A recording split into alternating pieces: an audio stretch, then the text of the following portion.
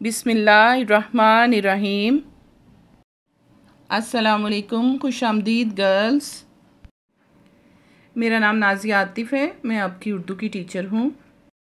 جی girls, پہلی video میں آپ نے ہاف چیپٹر پڑھا، اب ہم نیکسٹ ہاف چیپٹر پڑھیں گے۔ عزیز مصر، مصر کے بادشاہ کا وزیر یا نائب غلام خریدنے بازار آیا تو اس نے حضرت یوسف علیہ السلام کو خرید لیا اور گھر لے جا کر اپنی بیوی زلیخا سے کہا، اس کا خیال رکھنا، غلاموں کی طرح برتاؤ نہ کرنا، شاید یہ ہمارے کام آئے یا ہم اسے اپنا بیٹا بنا لیں۔ تو مصر کا جو بادشاہ تھا اس کا ایک وزیر غلام خریدنے کے لیے جب گیا تو اس نے وہاں پر حضرت یوسف علیہ السلام کو دیکھا تو ان کو خرید کر اپنے گھر لے آئے اور ان کو بہت پیار سے رکھنے کو کہا۔ عزیز مصر کے گھر وہ 6 برس رہے، انہوں نے دل و جان سے دونوں میاں بیوی کی خدمت کی۔ اب وہ 9 عمر لڑکے نہیں تھے بلکہ ایک نیک سیرت جوان بن چکے تھے۔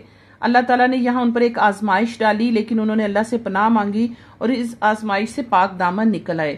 عزیز مصر کی بیوی نے ان پر ایک جھوٹا الزام عائد کر دیا تھا، جس کے نتیجے میں عزیز مصر نے انہیں قید میں ڈلوا دیا۔ جو اس شخص کی بیوی تھی اس نے حضرت یوسف علیہ السلام پر ایک جھوٹا الزام عائد کیا، لیکن اللہ تعالیٰ کے وہ پیارے نبی تھے تو انہوں نے ان کو پاک دامن اس الزام سے بری کرا دیا، لیکن عزیز مصر نے ان کو قید میں ڈلوا دیا۔ اللہ تعالیٰ نے آپ کو ایک خواب کی تعبیر کا علم بخشا تھا، آپ قید خانے میں لوگوں کو ان کے خوابوں کی تعبیر بتاتے جو درست ثابت ہوتی۔ قید خانے کا منتظم اور دوسرے قیدی آپ کے عقیدت مند ہو گئے۔ منتظم کا مطلب ہوتا ہے جو وہاں کا نظام سنبھالتا تھا، عقیدت مند ہو گئے کہ آپ کی بہت عزت کرنے لگ گئے، آپ کو ماننے لگ گئے۔ ایک دن قید خانے کے 2 قیدیوں نے حضرت یوسف علیہ السلام سے اپنے خوابوں کی تعبیر پوچھی۔ دونوں قیدی پہلے بادشاہ کے دربار میں کام کرتے تھے اور بادشاہ نے کسی بات پر ناراض ہو کر انہیں قید میں ڈلوا دیا تھا۔ ان میں سے ایک مشروب پلانے پر مامور تھا، مامور کا مطلب ہوتا ہے مقرر کیا گیا تھا، اور دوسرا نان بائی تھا، نان بائی مطلب نان لگاتا تھا۔ حضرت یوسف علیہ السلام نے مشروب پلانے والے کو قید سے رہائی کی خوشخبری دی اور نان بائی کو اس کے خواب کی تعبیر یہ بتائی کہ اسے پھانسی ہو جائے گی۔ مشروب پلانے والے سے انہوں نے فرمایا، جب تم دربار میں جاؤ تو میرا ذکر ضرور کرنا۔ انہوں نے دونوں کو ان کے خوابوں کی تعبیر بتا دی۔ مشروب پلانے والے کو خوشخبری دی کہ وہ رہا ہو جائیں گے، جبکہ جو نان بائی تھا اس کو پھانسی ہو جائے گی، اور انہوں نے درخواست کی مشروب پلانے والے سے کہ جب تم دربار میں جاؤ گے تو بادشاہ کے سامنے میرا ذکر ضرور کرنا۔ دونوں افراد کے خوابوں کی تعبیریں سچ نکلی، لیکن مشروب پلانے والا دربار میں ان کا ذکر کرنا بھول گیا۔ کئی برس کے بعد ایک دن مصر کے بادشاہ نے خواب دیکھا کہ 7 دبلی گائیں 7 موٹی گایوں کو کھا رہی ہیں اور گندم کے 7 سبز خوشے ہیں اور 7 خشک۔ سبز خوشے مطلب جو گندم کی بالیاں ہوتی ہیں اس کو خوشے کہتے ہیں۔ مصر کے بادشاہ نے خواب سنایا اور درباریوں سے اس کی تعبیر دریافت کی، لیکن کوئی بھی اس خواب کی تعبیر نہ بتا سکا۔ یہ خواب مشروب پلانے والے نے سنا تو اسے حضرت یوسف علیہ السلام کا خیال آیا اور اس نے بادشاہ سے ان کا ذکر کیا۔ بادشاہ کے کہنے پر ان سے ملنے قید خانے گیا اور اپنے بھول جانے کی معذرت کے بعد تعبیر دریافت کی۔ حضرت یوسف علیہ السلام نے فرمایا، اس خواب کی تعبیر یہ ہے کہ 7 سال کثرت سے بارش ہوگی اور بہت غلہ پیدا ہوگا، اس کے بعد 7 سال قحط اور خشک سالی کے آئیں گے۔ لوگوں کو چاہیے کہ خوشحالی کے سالوں میں جو غلہ ضرورت سے زائد ہو اسے خوشوں میں لگا رہنے دیں اور حفاظت سے رکھیں تاکہ قحط کے سالوں میں کام آئے۔ اس شخص نے جب حضرت یوسف علیہ السلام کی بتائی ہوئی تعبیر بادشاہ کو سنائی تو بادشاہ نے فوراً انہیں آزاد کرنے کا حکم دیا۔ بادشاہ نے انہیں بہت عزت و تکریم دی اور دربار میں کوئی اعلیٰ منصب سنبھالنے کی دعوت دی۔ منصب کا مطلب ہوتا ہے عہدہ۔ انہوں نے اپنے لیے خزانے کے انتظام کی ذمہ داری منتخب کی اور فرمایا کہ میں یہ کام بہتر طریقے پر انجام دے سکتا ہوں۔ جب خواب کی تعبیر بادشاہ کو ملی تو انہوں نے فوری طور پر حضرت یوسف علیہ السلام کی سزا معاف کی اور انہیں آزاد کر دیا اور انہیں اپنے دربار میں بلا کر کوئی اچھا عہدہ سنبھالنے کی پیشکش کی تو انہوں نے اپنے لیے خزانے کے انتظام کی ذمہ داری قبول کر لی۔ انہوں نے اپنے حسن انتظام سے آنے والے دنوں کے لیے غلہ بچایا۔ مصر کی طرح کنعان وہ جگہ تھی جہاں حضرت یعقوب علیہ السلام رہتے تھے، وہاں پر بھی قحط پڑا۔ حضرت یعقوب علیہ السلام نے اپنے بیٹوں کو غلہ لینے مصر بھیجا، لیکن چھوٹے بیٹے بنیامین کو ان کے ساتھ نہ بھیجا، کیونکہ حضرت یوسف علیہ السلام کے واقعے کے بعد سے وہ اپنے بڑے بیٹوں پر بھروسہ نہیں کرتے تھے۔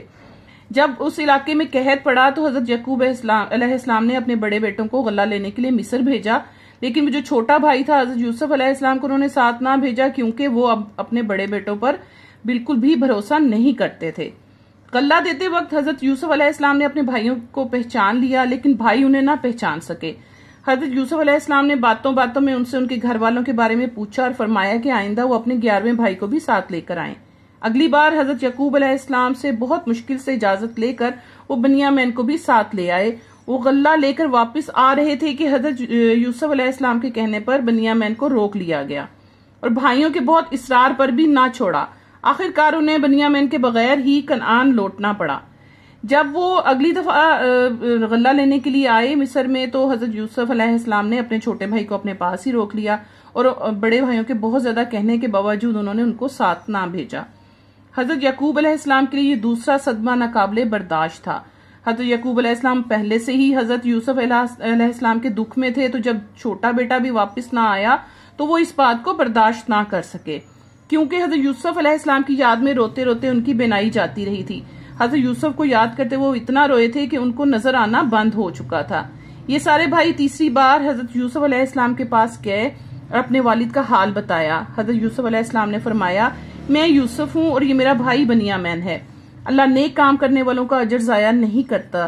شرمندگی سے ان کے بھائیوں کے سر جھک گئے، لیکن حضرت یوسف علیہ السلام نے انہیں معاف فرما دیا اور اپنا کرتا دے کر کہا، یہ والد صاحب کے چہرے پر ڈال دینا اور ان کی بنائی صحیح ہو جائے گی، پھر انہیں یہاں لے آنا. جب وہ بھائی دوبارہ غلہ لینے کے لیے آئے تو انہوں نے حضرت یوسف علیہ السلام کو اپنے والد کے بارے میں بتایا کہ اس طرح ان کے ساتھ ان کی نظر جاتی رہی ہے اور وہ اپنے چھوٹے بیٹے کو بھی بہت یاد کرتے ہیں. تو حضرت یوسف علیہ السلام نے ان کو اپنے بارے میں بتا دیا کہ میں وہی یوسف ہوں جس کے ساتھ ان لوگوں نے یہ زیادتی کی تھی اور انہیں مارنے کی کوشش کی تھی. اور انہوں نے کہا کہ اللہ بہت بڑا ہے، وہ مارنے والے سے زیادہ بچانے والا ہے.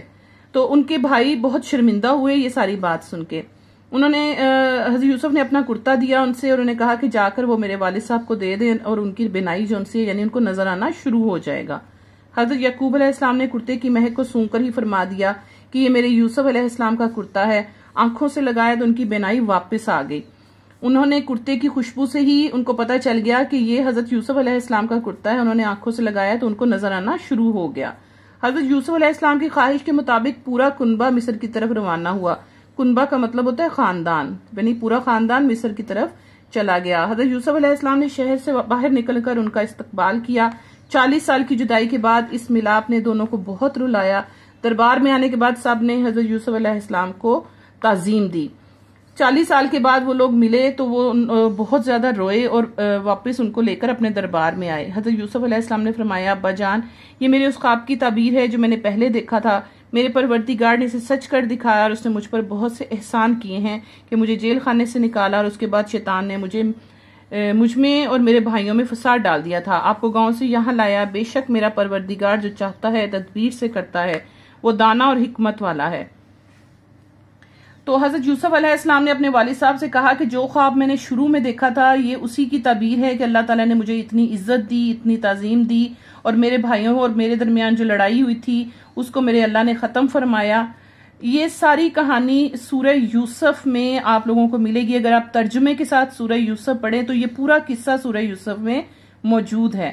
آپ نے اس پوری کہانی کے مشکل الفاظ معنی کرنے ہیں، ایکسرسائز کے جو ہمارے کویسچن آنسرز ہیں وہ کرنے ہیں اور پھر آپ نے ان کو بہت اچھی طرح یاد کرنا ہے. امید ہے کہ آپ لوگوں کو سمجھ آ چکی ہوگی.